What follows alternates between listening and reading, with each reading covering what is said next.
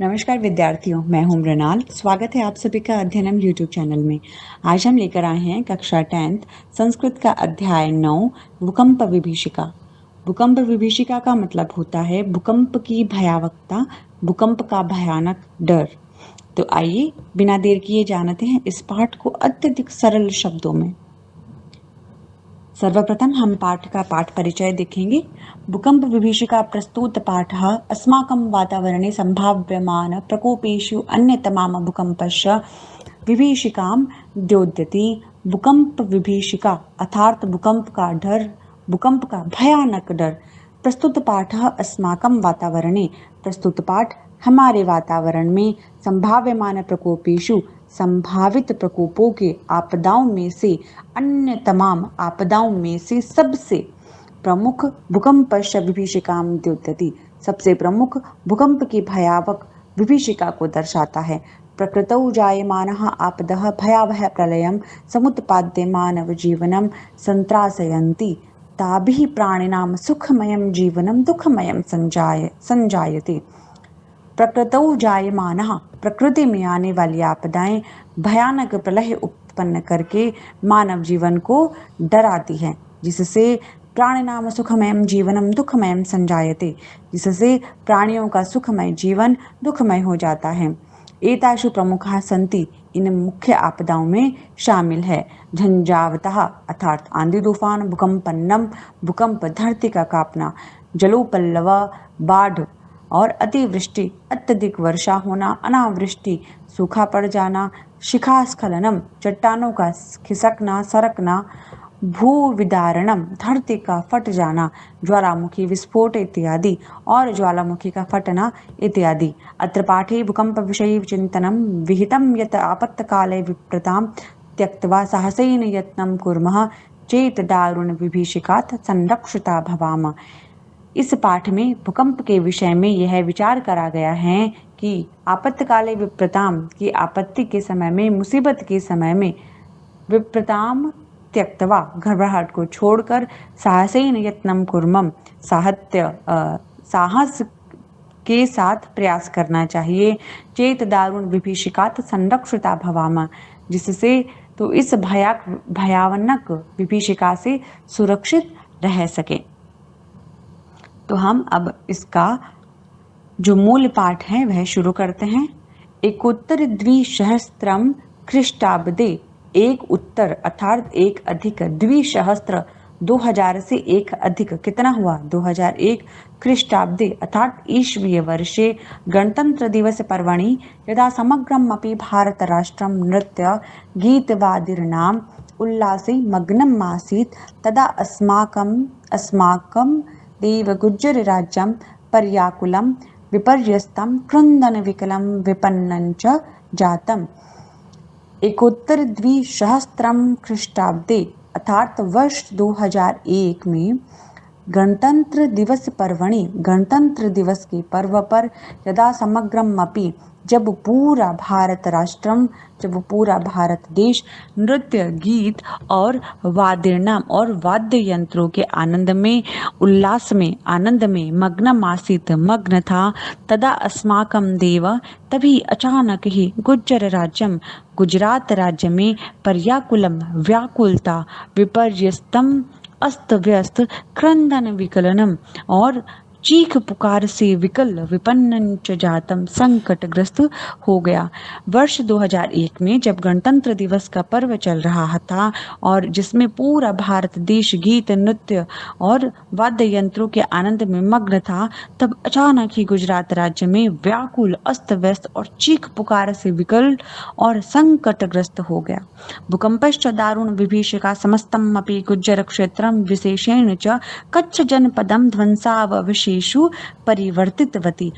भूकंप की भयानक दारुण विभीषिका, भूकंप की भयानक विभीषिका ने समस्तम अपि गुज्जर क्षेत्रम, समस्त गुजरात क्षेत्र को और विशेषण और विशेष रूप से कच्छ जनपदम, कच्छ जल को, ध्वंसावशेषु परिवर्तितवती, गुजरात क्षेत्र में भी विशेष रूप से कच्छ जिले को मलबे के ढेर में ढक दिया, बदल दिया। भूकंपस्य केंद्रभूतं भुजनगरं तु मूर्तिका क्रीडनमेव खंड खंडम जातम। भूकंप का केंद्र बिंदु रहा भुज शहर तो मिट्टी के खिलौने की तरह खंड खंडम जातम, टुकड़े टुकड़े हो गया। बहुभूमिनी भवनानि क्षणेनैव धराशायिनी जातानि।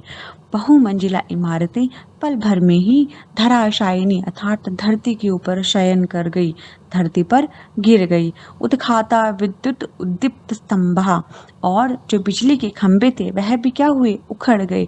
विशीर्णः गृह सोपान मार्गः, और जो घरों के सोपान थे, सीढ़ियां थी, और मार्गः जो रास्ते थे वो भी क्या हो गए, नष्ट भ्रष्ट हो गए। पालद्वयी विभक्ता भूमि, धरती के भी दो टुकड़े हो गए, अर्थात धरती दो टुकड़ों में विभक्ता बट गई। भूमि गर्भात उपरि निससरन्तिभिः दुर्वार जलधराभिः महाप्लावन दृश्यम उपस्थितम। भूमि गर्भ उपरि, भूमि के गर्भ अर्थात भूमि के गर्भ से आंतरिक रूप से ऊपर की ओर निस्सरंती भी निकलती हुई दुर्वारह, जो जिसको रोकना कठिन हो रखा हो, अनियंत्रित जलधरा भी, जल की धाराओं से महाप्लावन महान भीषण बाढ़ का दृश्य उपस्थित हो गया। सहस्त्रम मिताः प्राणिनस्तु क्षणेनैव मृताः। सहस्त्रम मिताः अर्थात हजारों की संख्या में, प्राणिनः तु जीव जंतु तो क्षणेनैव क्षण भर में ही मृताः मृत्यु को प्राप्त हो गए। ध्वस्त भवनेषु संपीड़िताः सहस्रशो वन्यै सहायतार्थ करुण करुणम कृदन्ति स्म। और ध्वस्त भवनेषु गिरे हुए मकानों के जो मलबे में बुरी तरह से पीड़ित हुए, संपीड़िता बुरी तरह से संपीड़ित हुए, दबे हुए, सहस्त्रौ वन्य हजारों लोग, अन्य लोग सहायतार्थ सहायता के लिए, करुण करुणम कृदंती करुण करुण क्रंदन अर्थात रो रहे थे, पुकार कर रहे थे। हा देव, हे विधाता, हे भगवान, क्षुत क्षाम कंठः मृत्यु प्रायः केचन शिशवस्तु ईश्वर कृपयैव दिवि त्राणि दिनानि जीवनम धारितवन्तः। क्षुत क्षाम कंठः अर्थात भूख से सूखे हुए गले वाले, मृत्यु प्रायः अधमरे से, केचन कुछ शिशुवस्तु कुछ शिशु तो ईश्वर कृपयैव ईश्वर की कृपा से ही, द्वित्राणि दिनानि 2-3 दिन, जीवनम धारितवन्तः 2-3 दिन तक तो जीवन को धारण करे हुए रहे। इयम् आसीत् भैरव विभीषिका कच्छ भूकंपस्य। इयम् आसीत यह था भैरव विभीषिका भूकंप की भयानक विभीषिका, कच्छ भूकंपस्य कच्छ भूकंप की, यह कच्छ के भूकंप की भयानक विभीषिका था। पंचोत्तर द्विसहस्त्रम में ख्रीष्टाब्दे, पंचोत्तर अर्थात 5 अधिक, द्विसहस्त्र में अर्थात 2000 से 5 अधिक कितना हुआ, 2005, तो पंचोत्तर द्विसहस्त्र में ख्रीष्टाब्दे अपि कश्मीर प्रांते पाकिस्तान देशे च धरायाः महत कंपन्नम जातम। वर्ष 2005 ईस्वी में भी कश्मीर प्रांते, कश्मीर क्षेत्र में और पाकिस्तान देश में धरायाः धरती का महत कंपन्नम जातम बहुत बड़ा कंपन हुआ था अर्थात भूकंप आया था। अस्मात् कारणात् जिस कारण से, लक्ष्य परिमितः जनः अकाल काल कवलिता, जिस कारण से लाखों की संख्या में लोग अकाल काल कवलिता, अकाल अर्थात मृत्यु के ग्रास बन गए, मृत्यु के गाल में समा गए। पृथ्वी कस्मात् प्रकंपते इति विषये वैज्ञानिकाः कथयन्ति। पृथ्वी कस्मात् प्रकंपते, किस कारण से प्रकंपित होती है, कांपती है, इस विषय में वैज्ञानिकों ने कहा, यत पृथिव्या अंतर्गर्भे विद्यमाना, पृथ्वी के आंतरिक गर्भ में विद्यमान मौजूद बृहत बड़ी बड़ी पाषाण शिला, पत्थर की जो शिलाएं हैं, यदा संघर्षण वसात, जब आपस में संघर्षण करती है, रगड़ जाती है, तो त्रुटयन्ति टूट जाती है, तदा जायते भीषणम संस्खलनम, जिससे भारी भूस्खलन होता है, और संस्खलनम जन्यम कंपनंच, और स्खलन से क्या होता है, कंपन उत्पन्न होता है। तो वैज्ञानिकों ने बताया कि पृथ्वी किस कारण से कांपती है। उन्होंने कहा कि जब पृथ्वी के आंतरिक गर्भ में मौजूद बड़ी बड़ी पत्थर की चट्टानें जब आपस में रगड़ती है और रगड़ने की वजह से टूट जाती है, तो टूटने से भारी भूस्खलन होता है, और जब भूस्खलन होता है तो उसी स्खलन से क्या होता है, कंपन उत्पन्न होता है। तदेव भयावह कंपन्नम धरायाः उपरितलम अपि आगम्यत अपि आगत्य महाकंपन्नं जनयति, येन महाविनाशदृश्यं समुत्पद्यते।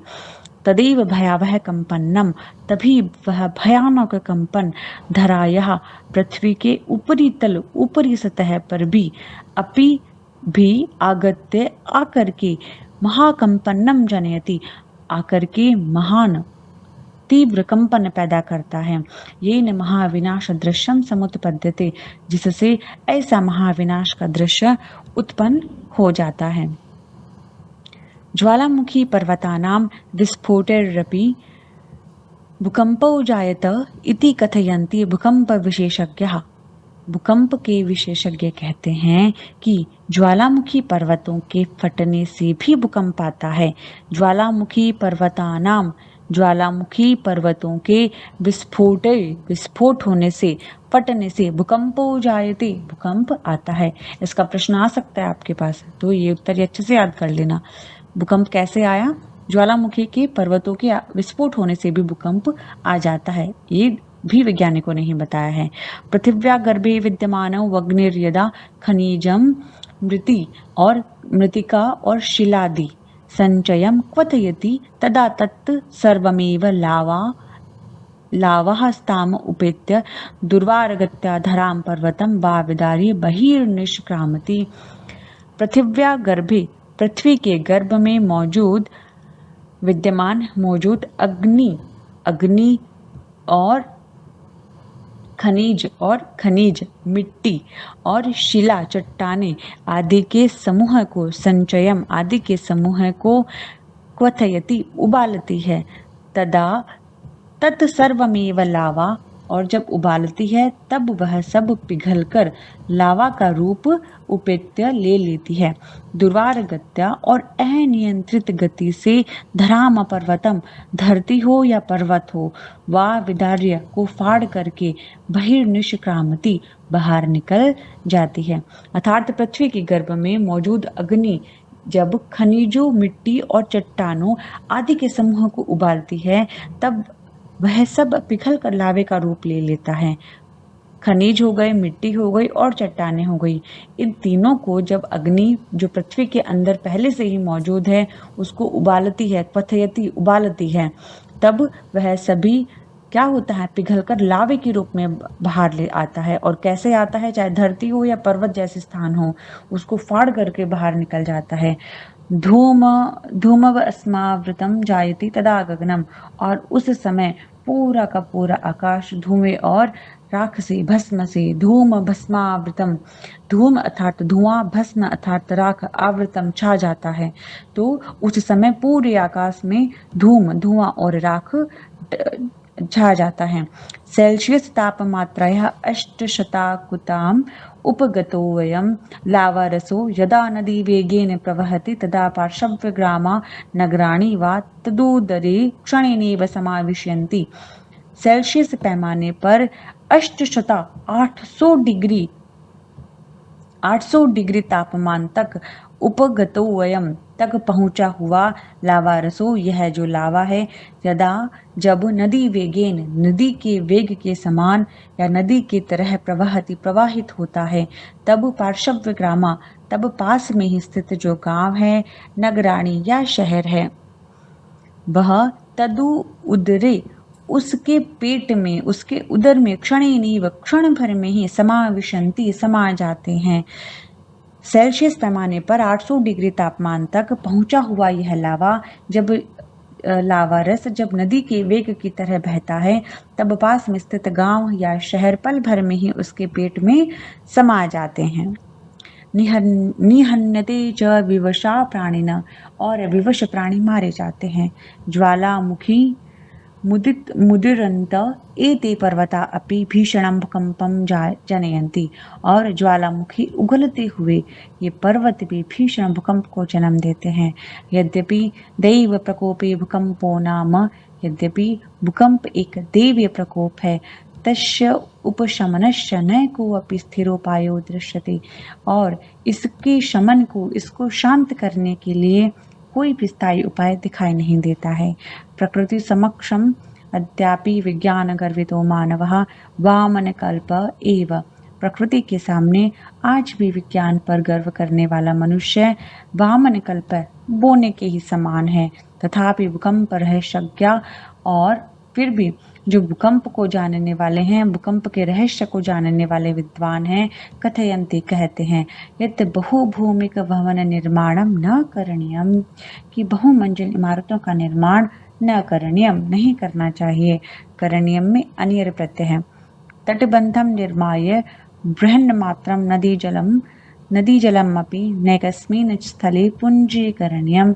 तटबंध निर्माय अर्थात बांध बनाकर, बृहन मात्रम बहुत बड़ी मात्रा में, नदी जलम अपि नदी के जल को भी, नहीं एकस्मिन एक स्थान पर नहीं, स्थले पुंजीकरणम एक स्थान पर इकट्ठा नहीं करना चाहिए। अन्यथा असंतुलन वशात भूकंप संभवति, अन्यथा असंतुलन के कारण भूकंप की संभावना बढ़ जाती है। वस्तुतः शान्तानि एव पंचतत्त्वानि क्षितिजलपावक समीर गगनानि भूतलस्य योगक्षेमाभ्याम कल्पन्ते। वास्तव में शांत रहने पर ही ये पांचों तत्व, क्षिति अर्थात पृथ्वी, जल पावक अग्नि, समीर वायु और गगनानि आकाश, भूतलस्य योगक्षेमाभ्याम कल्पन्ते पृथ्वी के कल्याण और सुरक्षा के लिए समर्थ है। अशांतानि खलु तान्येव महाविनाशम उपस्थापयन्ति, निश्चित रूप से अशांत होने पर यही तत्व महाविनाश उपस्थित कर देते हैं। तो बच्चों, आज हमने भूकंप विभीषिका के माध्यम से भूकंप की भयावहता को समझा है। अगर आपको यह पाठ आसान लगा हो, सरल लगा हो, तो लाइक, शेयर और सब्सक्राइब जरूर करें, कमेंट भी करें। तो मिलते हैं अगले वीडियो में एक नए पाठ और नए ज्ञान के साथ। तब तक पढ़ते रहिए, सीखते रहिए, लाइक, कमेंट, शेयर सब करते रहिए। धन्यवाद।